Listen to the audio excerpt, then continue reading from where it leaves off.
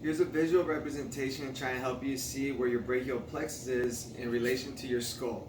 Okay, here's your cervical vertebrae 5, 6, 7, and 8, and then your first thoracic vertebrae right here.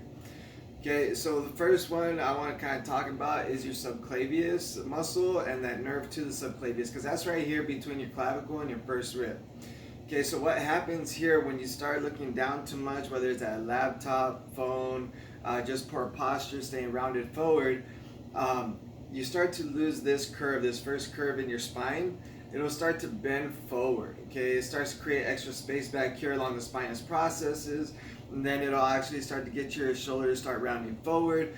And so that subclavius in there is no longer going to be able to keep that distance between your first rib and your clavicle.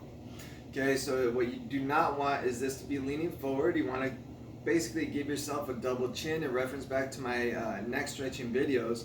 Okay, and an example to think about is whenever you see a waiter carrying a tray to you, they're going back this way, right? That kind of represents the same curve in your spine, because if they're carrying it this way, it's going to become too heavy. There's no leverage underneath it.